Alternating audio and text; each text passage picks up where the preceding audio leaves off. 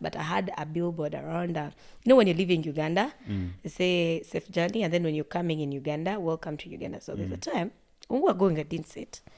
I was leaving the country. So coming back, welcome to Uganda, I saw myself. Oh, wait, no. I told them, wait. I called my mom. I called my grandfather. I called my grandmother. I called my dad. I called my siblings. I called my friends. I called my neighbors. And I told them, I'm looking at myself on a billboard.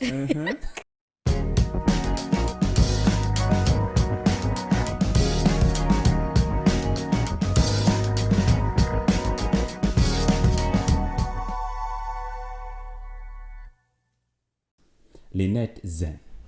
Hello, Chris. Thank you so much for accepting my invitation. You're welcome. I'm so honored. Anytime. I understand you are a very busy lady. Yeah, quite busy, but of course I had to, You know, when I called you out to come and join me into a conversation, I was a bit hesitant, but I'm like, Lynette is someone I've known for some good time. Yeah, I'll do anything for my close people. How did you know that you're going to be a media personality? Wow. When I was about 7 years, we had a dressing mirror at home. You know those old dressing mirrors that had these little mini mirrors? Yeah. So I would go in the mirror all the time and start talking. Just talking. To who? To myself. I would see myself and I start talking to myself. So there's a time my mother phoned me like, I remember we used to call it wardrobe. So I used to go to the wardrobe and I start talking alone. And my brothers were like, what is wrong with her? So there's an auntie of mine that saw that. I was like, no. Yes. So my mom started actually looking at that side of it, like maybe she wants to work on TV. So by that time, we used to go to church and these Sunday school things. I used to be the most active student in church. Moving 2 years Sunday school. When it comes to talking, oh my God, I would talk and everyone would be like, Lynette, shut Where up. was that confidence coming from? I don't know. I was naturally confident. I've always been. Parents. My mom is shy. I don't even know who is confident. My mom is really, really shy. Were you watching a lot of TV then? No. Why were you getting that confidence? Maybe school? Not even school. I just had a lot of confidence. I would out-reason elder ones. Like I would out-reason anyone. So now who discovers you that yeah, that was my good father. I used to speak a lot and they started beating me at church. Like, keep quiet, those things of beating you. You shut up, put 2 fingers on your lips. And all that. I would put 2 fingers and I still talk from this side. So my godfather discovered that and he connected me to some TV station. We did those Sunday school Kids Corner things. So there's a show that was called Kids Corner. I joined Kids Corner and I was very, very little. And all we had to do on Kids Corner, just go and talk about yourself. Hello guys, my name is Lynette. Happy Sunday. Jesus says, do not do this, respect. Now for me, I used not to read the Bible a lot, though I grew up in church. So instead of saying the right things, I would just do it in an entertaining way. To make people happy. Yes, and then producers were like, they're like, no, you Levites. At the end of it all, it's fun. How old were you then? I was around 8 years. Oh. Yeah. And how would you describe your childhood background or neighborhood? I lived in a very active neighborhood, that's what I can say. But not entirely my life. From 8 years to my teenage life, that's when my mother sent me to my dad's place. Like, no, she's gonna get spoiled. She's too active. She doesn't settle for less. So I had to be grounded for some time. I had to leave media, and yet media was my passion. I would leave school and go to work.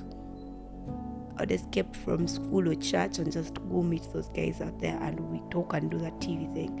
So my teenage period, around 13, they sent me to my dad's place. We had a lot of cameras in the house. We were only supposed to watch church sermons and all that. So you grew up in a religious family? Yes, yeah, a very, very religious family. So one can say that as many people, church is a grooming place for talents. Did also yours start from church? Of course, church helped me. My dad connected me to all these media houses. However much I wanted, however much I had the talent, but he also helped me, like, groom me. I used to do voiceovers. So your dad, when after your mom realized that you were stubborn, your dad saw talent. Saw talent. And then he talked to my mom, like, no, like, atumtwale TV, let her meet these other kids. So I went and did that Kids Corner show on TV. And then after Kids Corner, it was like, I was enjoying. Of course, I had to go up. That's just all of it. I'm Kids Corner. So I had to join the teens. But with the teens, there came a lot of challenges. I started looking like a girl. Started looking beautiful. My body enhanced. Men started disturbing me. Coming in. Yeah. Then my father noticed men are actually disturbing me. I started doing makeup out of the blue. I started doing my lips. And my dad was like, when did this start? So when my dad noticed that, he had to ground me for some time, and I left media. I had to settle and concentrate on my books. So that's when I meet you. That was in 2018. 2018. You met me when I was in senior 5, but I couldn't tell you guys I was in senior 5. But you used to tell us that you're working. Remember, I met that. Let me mention that TV station. That was STV. I met the boss. You know, by the way, every time I used to be natural without makeup, people could tell I'm actually a young girl. So what I used to do is plait hair, that serious hair, like weaves, eyelashes. That's why you were active then. Yes, eyelashes and lipstick. So the boss asked me, "How old are you?"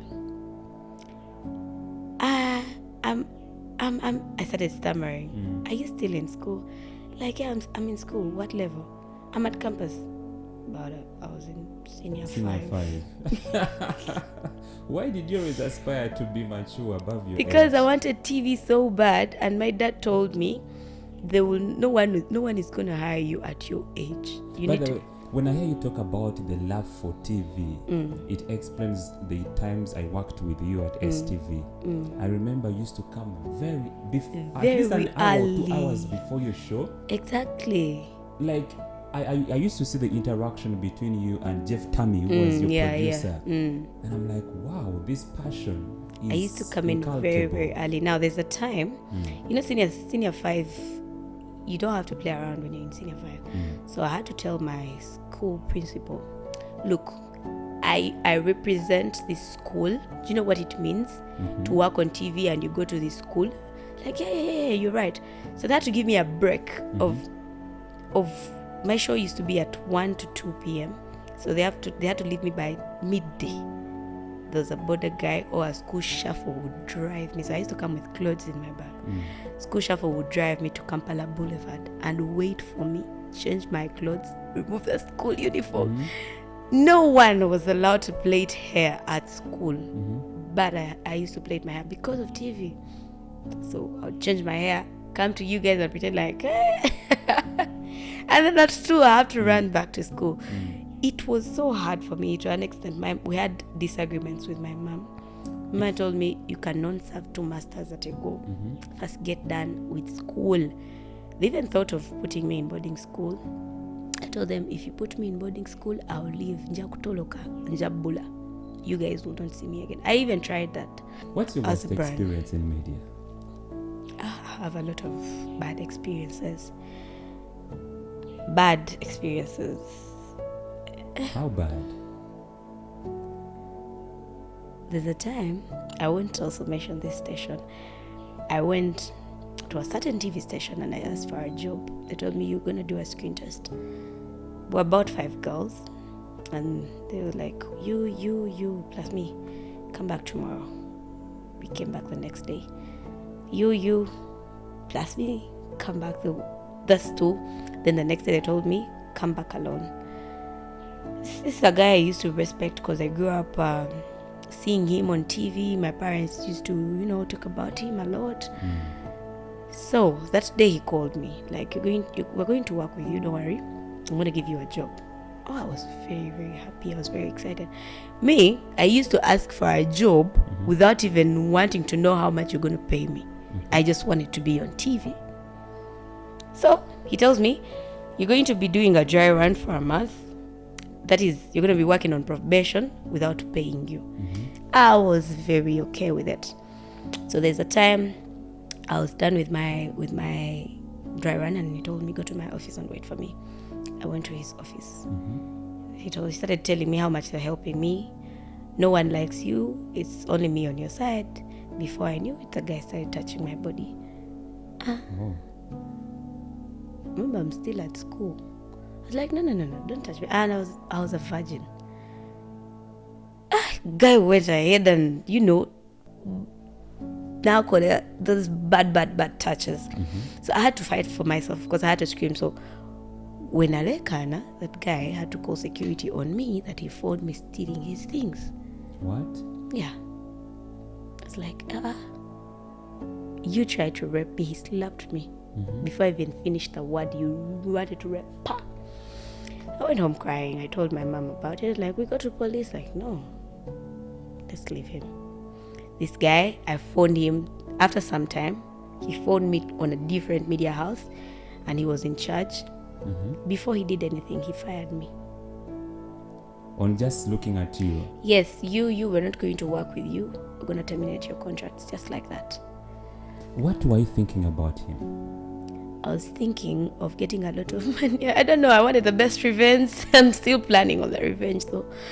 He made my life so miserable. He made me feel so bad.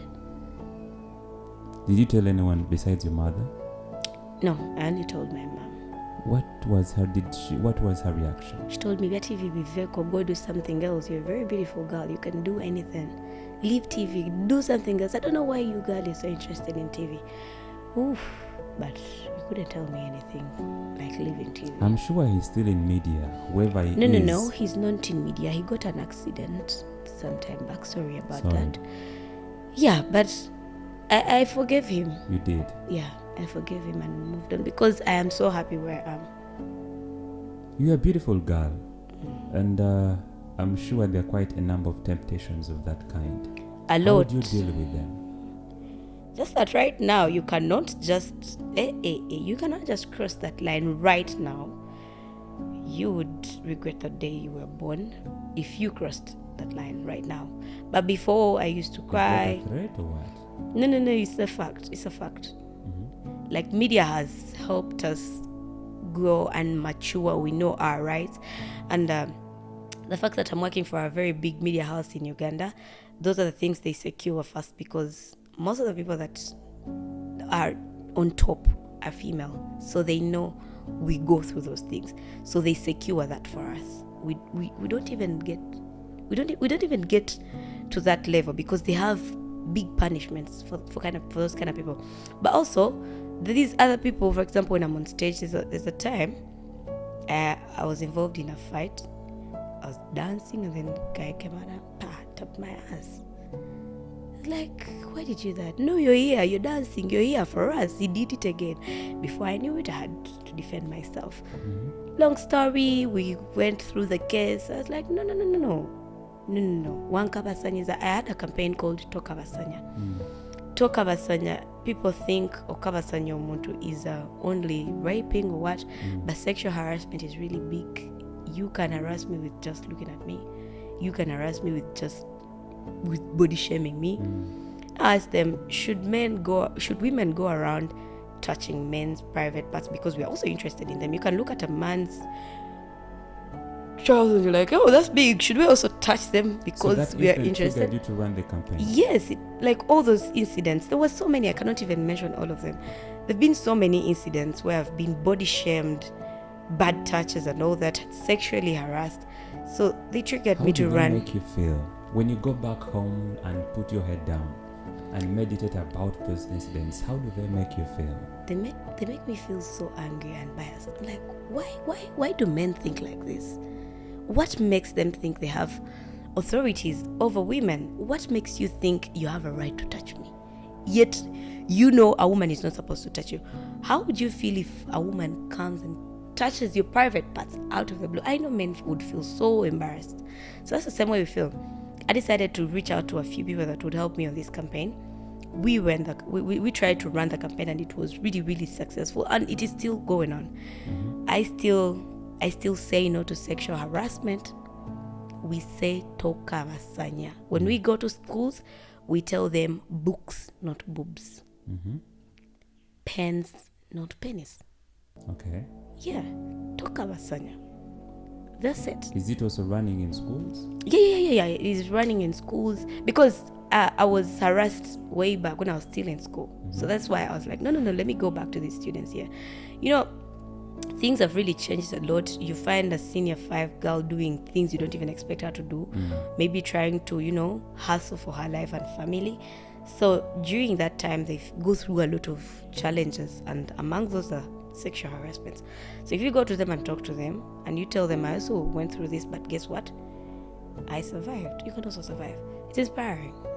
Sorry about that experience, but I'm glad that you picked something positive about it and also educate the little ones that, hey, this is what you need to do in case such things happen. I like what you're doing. So now tell me, Lynette, your experience at Urban TV. Well, first of all, from 2019, when we both left the media house we're working for, you took a break. What were you working on? And by the way, I also know you as a vixen. Do you still do that? That's also another You've story. appeared in different videos. That's also another story. Let's first talk about that. For TV, my dad helped me immediately after senior 6. I had to go for a course. Not only talent, but I needed the books, yeah. I had to go for a course. And then after that, I had to apply at Urban. I applied. They took long to respond. They took forever. They took a lot of years. But then eventually, God helped me, and also my papers helped me. They called me. I did a number of screen tests before I went through. And then after all that, they called me again. And like, yeah. It was my first time signing, let me say, a real contract. Before I used to sign MOUs, but this time with round, money or without money, MOUs. I know that feeling. I know what you're talking about. Now this time around, it was a contract. They even told me how much we are going to pay. How did you feel? Because I know where you're coming from. You've been working for different media houses, but only passion leading you. Yeah. Now passion leads you to a place where there is a contract with some figures. How did you feel? They told me, first take this contract, you get back to us and see if you can work with us with the amount of money you get. I was like, yeah. No, I'll work. Like, no. Take it home, read through. So New Vision has, when you get educated in school and all that, when you come to New Vision, they educate you. So we have what is called the editorial policy. You have to attend all those classes. I'm like, no, but I got done with school. We learned these things at school. Like, no, you will have to attend these classes again.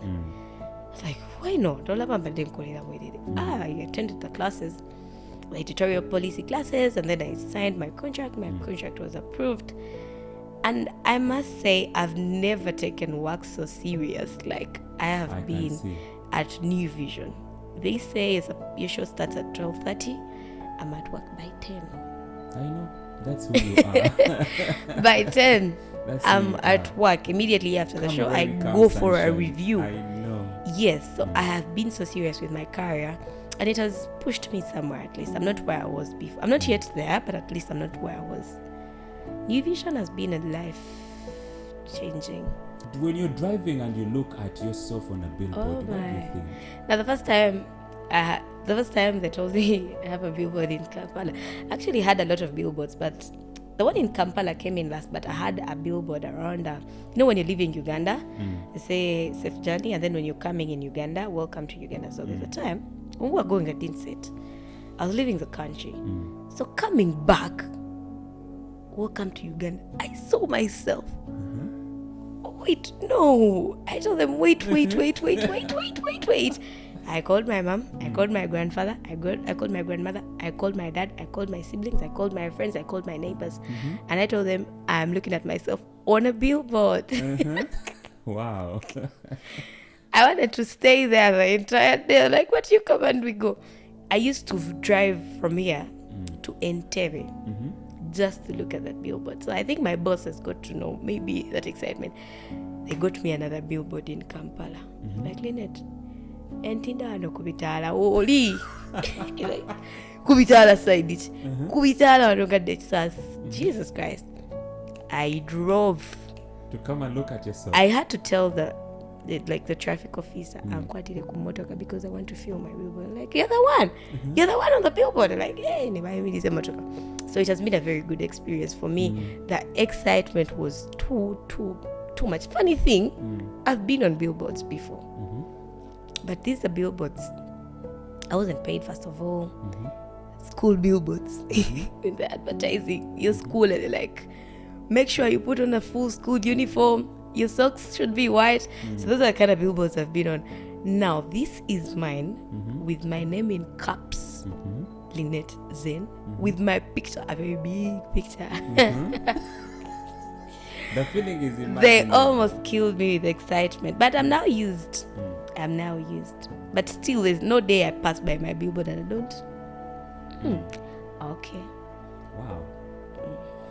So that you count that as one of the best experiences in Nigeria? I count that as a blessing. Billboards are really expensive.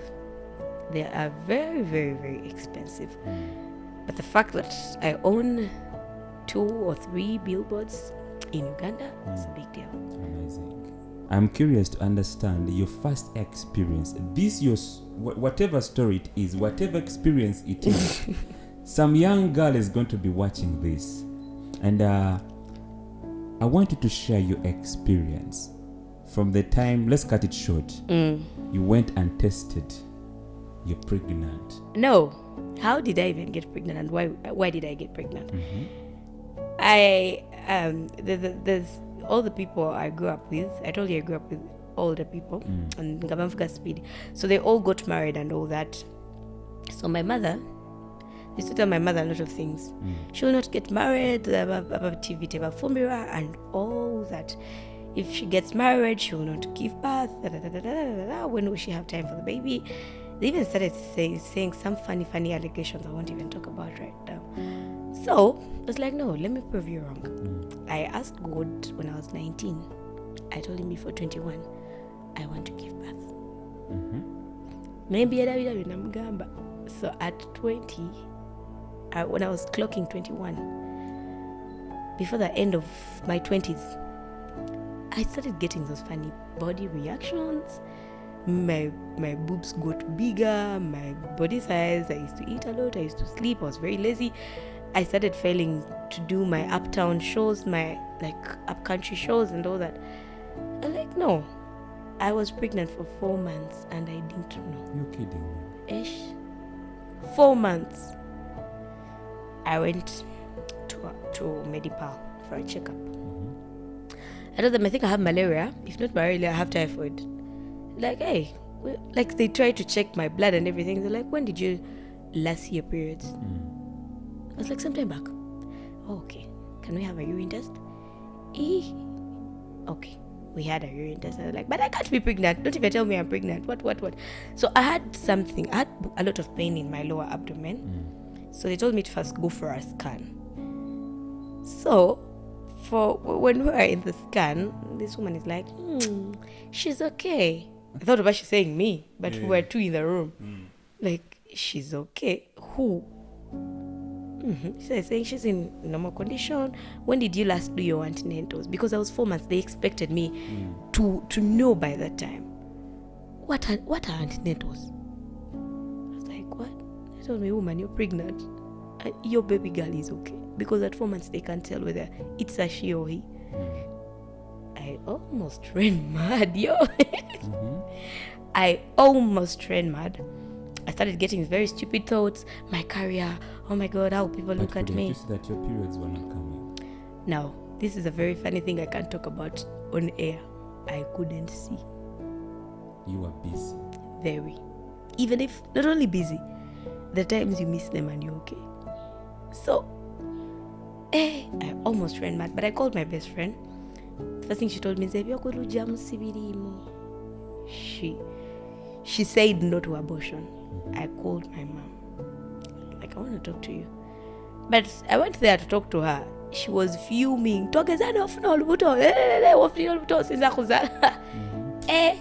Imagine going there to give her the news and she's already fighting against it. I was like, no, I'm not going to tell my mom. I kept it. I kept it 5 months. Now 6 months, it's now showing. Some media personality saw it. He went back on TV. He's like, walaka abani wanena kafnya ulubuto, better useless, whatever. Never just like that. Before I knew it, everything was trending. Internet, everyone. How did you react about it? I got hypertension. I was admitted. I almost lost my baby at 6 months. That's how my mother got to know about it, and she came crying. It's like, why didn't you tell me? She got so mad at me, but then after I was like, no, kids are like that. We were in hospital for a week, and these presenters did this twice. They body shamed women who have ever given birth. I cannot, like, they said a lot of vulgar things I cannot even say again on national TV. I came out with a response. Giving birth is a blessing, not a curse. I told him, when your mother was giving birth to you, I think she was the happiest. I told him, if you met that presenter. I wrote on social media. I fired back on social media. Okay. I think they're still trending, even if you Google. I told the presenter, say it again. If you know if they've never given birth to you, say it again. What have I done? I've not come out to the public to tell anyone to help me with my kid or something. I was in good terms with my baby daddy. Everything was okay. Why would you come out and talk about me that kind of manner? Because they were so used to this vibrantly net, the one that used to host birthings and all that, the teen Lynette, and then she's pregnant. That was so hard. We fought. People helped me out. Big people helped me out to get justice, and I got justice because it wasn't good. It wasn't okay. As a first-time parent, not even a first-time parent, when you say women who get pregnant are useless, you're not even. You got justice from him? From my people. I had to get justice because how you went? He hurt me. Yeah, he hurt me big time. He hurt me a lot. Because not only me, but all the mothers, people like them are the reason why a lot of people are doing bad decisions. They're the reason why many girls are dying during abortion. They are the reason why some people are looking for kids now and they don't see them because they aborted way back. There's no girl that gets pregnant by mistake. How do you feel that you're a mother? I am very proud, like very, very proud. I don't even know how to say this, but I'm really, really proud. What has changed about you? A lot. And ever since I gave birth, I've been receiving a lot of blessings. I thought my career was going to go down, but guess what? The endorsements I've gotten as a mother are way, way better than the endorsements I had at Teen Lynette. Right now, my child owns a lot of things I didn't own at her age. She's not even a year yet. The cars she has, I didn't even get a chance to own a car when I was 19 or 17. I've just gotten the cars right now. So her future is really bright, and I'm so proud of her. By the time she makes a year, she's making a year in February. By the time she makes a year, I don't even know. But I'm so proud. What do you feel when you look at her? What comes into your mind? First of all, she looks like me.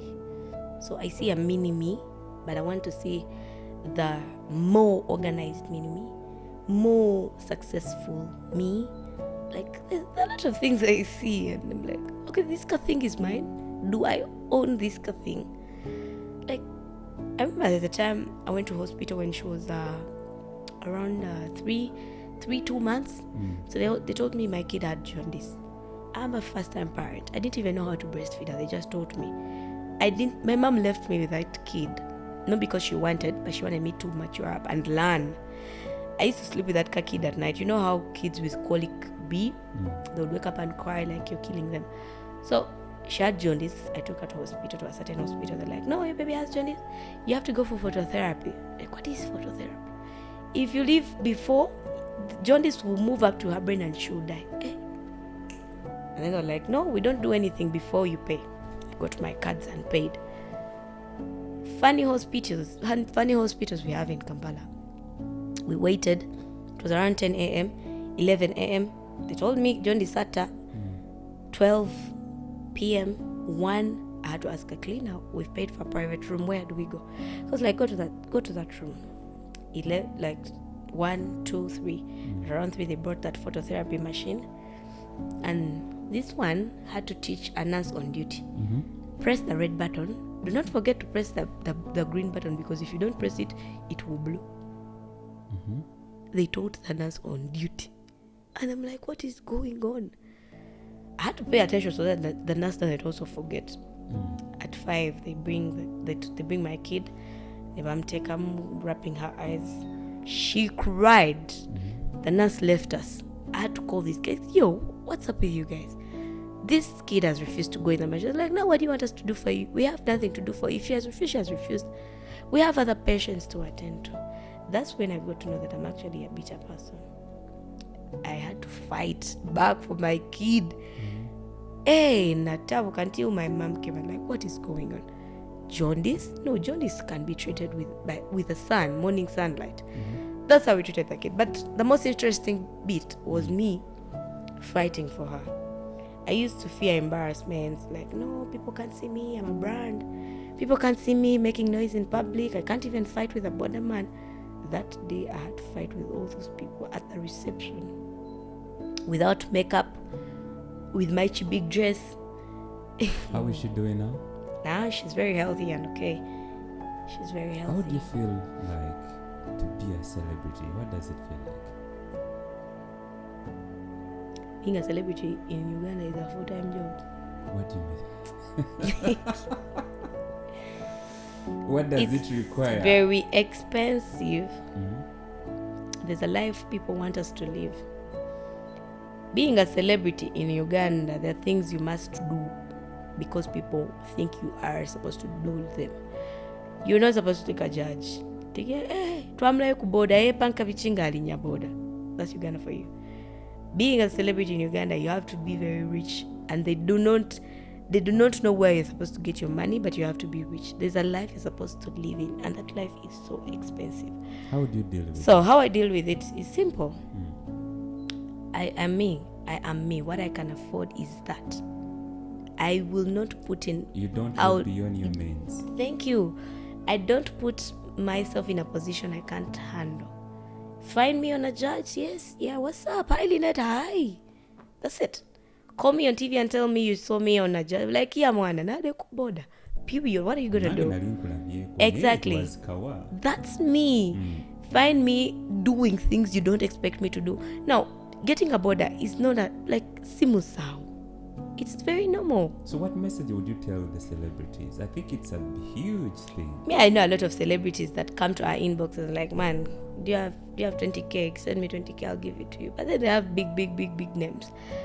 One thing I can tell them is that life, mugenda kocha. That's why you find a celebrity in Uganda. They don't own anything. They live in expensive apartments. First of all, you earn 3 million a month. That money is quite enough for you to build yourself. But how isn't it enough when you're a celebrity? You need to stay in a very expensive apartment that's like 1.2 or 1.5. For a female, you need to dress up. You need to dress up like really, really good. For both female and male, you need to dress up like really, really good. You have to own an expensive car. You're not going to drive a Paso and you say, Oli Sereb. You get a car that is like 3.5 consumption. You will have to go to expensive hotels or places or restaurants. They're not going to find you at Mama Natchez having food of 10K. No. Standard 50, 35. You will have to do hair. That's, I don't know how, daily or weekly, depending on who you are and for what you do. Appear like the picture you show the public. There are jobs you're not going to do because how will they see you? So being a celebrity in Uganda is really expensive. So your vixen gig, I may call it a gig. My mother almost killed me. A mother? My mother almost Your killed mother? me for vixening. Vixening, yeah.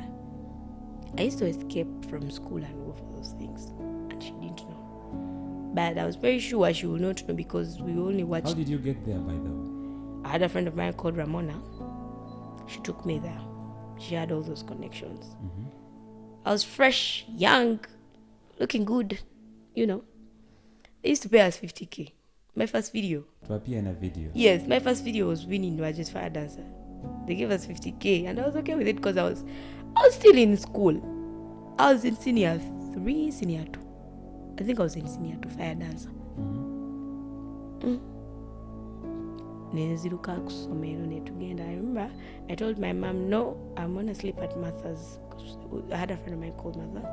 Like, I'll sleep at Martha's place. I will not come back home. And then my mom trusted Martha's mom so much. So I told Martha not to say anything because I didn't expect my mom to call them. The first time they didn't get me the first time Fire Dancer. Then the next year, like, they used to call me.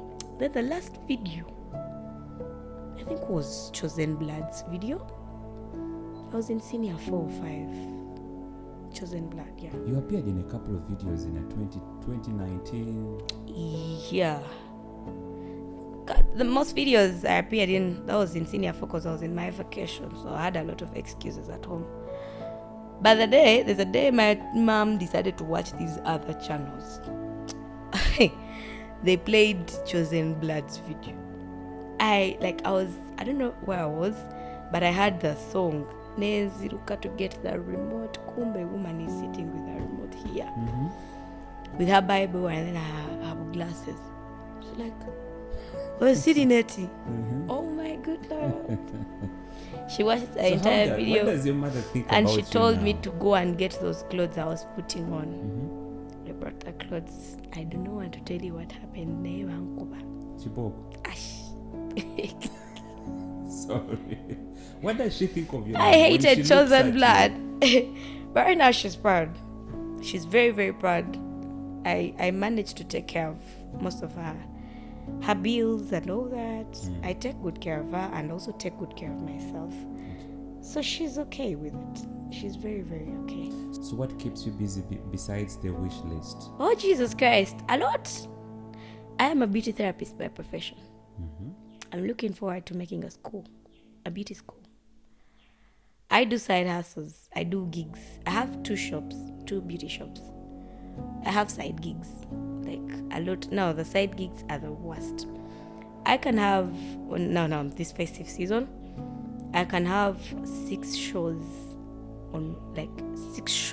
in What one do you mean night. shows? Shows to go and Host? yeah. As an MC? Yes. Okay. 6 in one night. That's a lot. It's like the entire night. Sometimes I go back home at 5. What motivates you to do all that? My child. Yeah.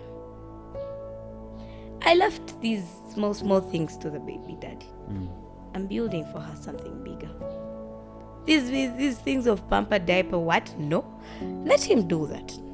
Let me keep that money for something bigger that will help her in the lifetime, even if we're not around. Yeah. How do you deal with the depression? I'm sure what you do calls for a lot of depression. How do you deal with it? I've been fighting with PTSD a few months back. But how I deal with depression is to sit, self-isolate myself, remind myself where I was and where I'm supposed to be and who I am. Ask myself, Lynette, who are you? Why are you here? I look at not only my daughter, but I have a lot of people that look up to me. If I don't work, they don't have what to eat. If I don't work, they will not live a good life. As young as you are? Yes. If I don't work, they don't have TV at home. If I don't work, they don't have electricity. If I don't work, they don't have rent. I look up to those people. I'm like, okay, I'm their hope. God gave them to me because he knew I can handle. Otherwise, if he knew I can't handle, he wouldn't give them to me. I get up and slap myself, be like, why? Go and You work. pray?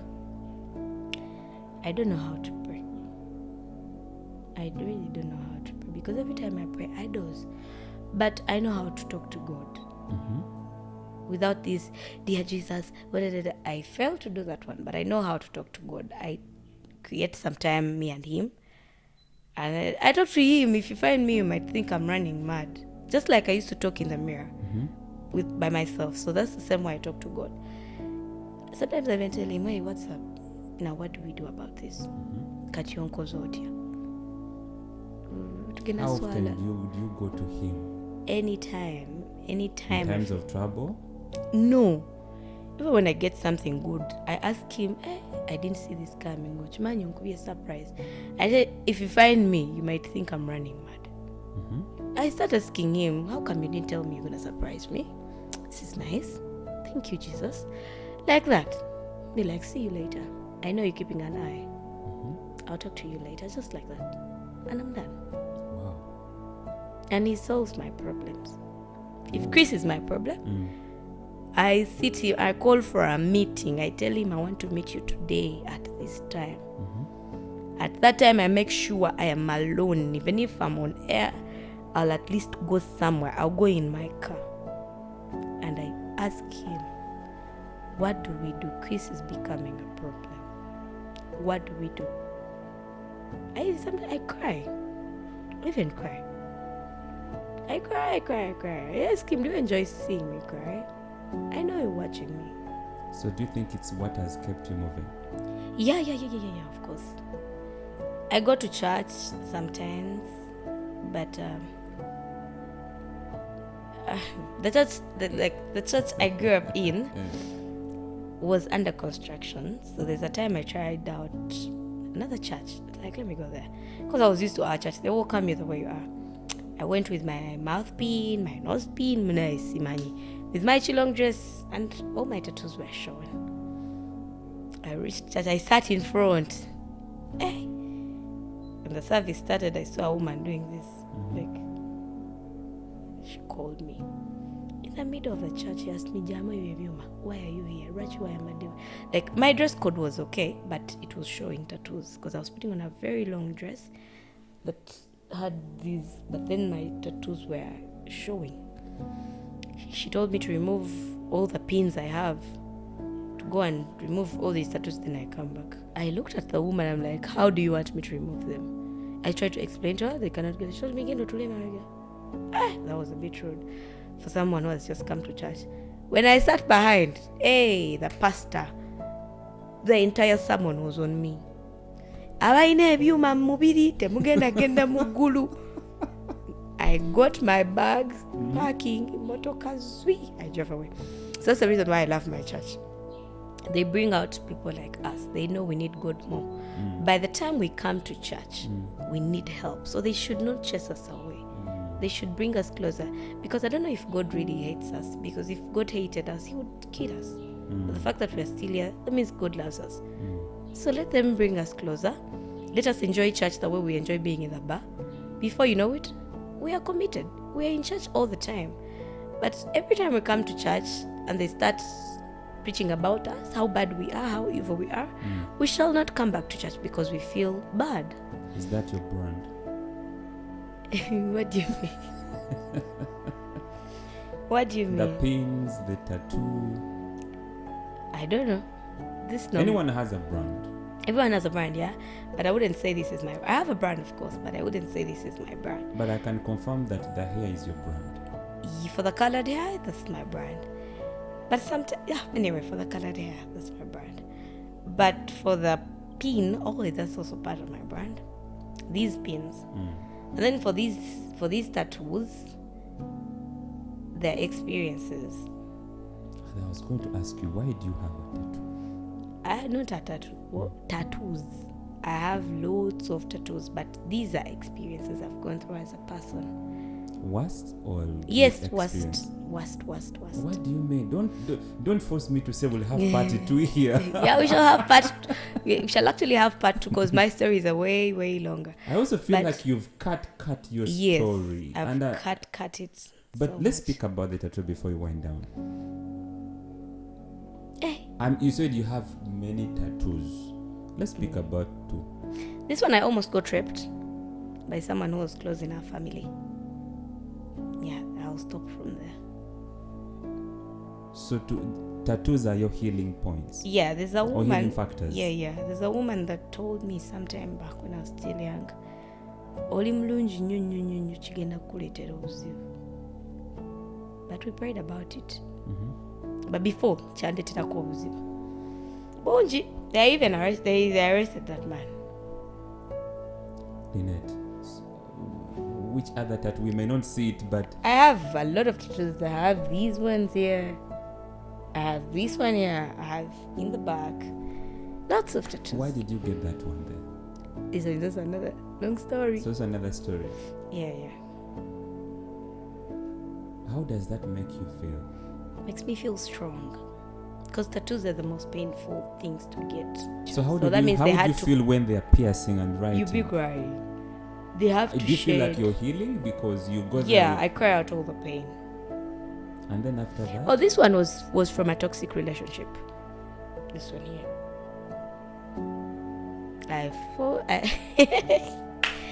I fell in love with the wrong person. I'll never forget that boy. Did you? I know you can't. Now for a child, but for this one, guy yamenye mtima. Oh, I told my mom, you don't know what I'm going through, Munde Kenkave. So I got the tattoo, but I moved on. It broke my heart like so bad. Wow. Lynette, I would like you to look into this camera and speak to the young girls who are like you, especially those that aspire to be like you. I want you to speak some words of wisdom to them. Hi girls, I know you think you're very pretty and I know you think beauty is going to get you somewhere, but I want to tell you, no, it's not going to do any of those. All pretty girls out there, all girls, every girl is pretty. There is nothing like an ugly girl. All girls are very, very pretty. But I want you to get some more sense to that prettiness. Go work hard. If it needs you to study like so hard, do that. If you're just someone who is working so hard, you're earning somewhere, you have a job somewhere, take it serious. These men you see right here are hypocrites. Don't say who hurt me. Someone might ask me who hurt her. No, it's not about who hurt me, but I want to tell all the girls out there to really, really, really, really know that they are on their own and their families. It's only your family and you. So work hard for that family. Make them proud. There's nothing that feels so good like having people that are so proud of you. That's the best feeling in the world. Thank you so much, Lynette, for passing by. You're welcome. Maybe my last question. What's your view about life? My view about life, one thing I can tell is we only have one life. So take it as a treasure. We only have one single life. Take it serious and as a treasure. We don't have anything like a second life. Oh, I'll do this in my second life. Oh, I'll clear this in my second life. If it needs you to do something in your life right now, do it. If it needs you to live your life right now, live it. If it needs you to make your life better right now, do it. You won't have another chance. Right. Thank you so much for passing by. I You're really welcome. do appreciate. I made this your busy schedule. Yeah. You fixed time to come and have a conversation with me. Yeah. Thank you so much. Friends, that is it for Live with Simon Chris Makanga. Thank you so much for being part of it. Go ahead and subscribe, like, and comment. Until another episode, bye-bye. Bye-bye.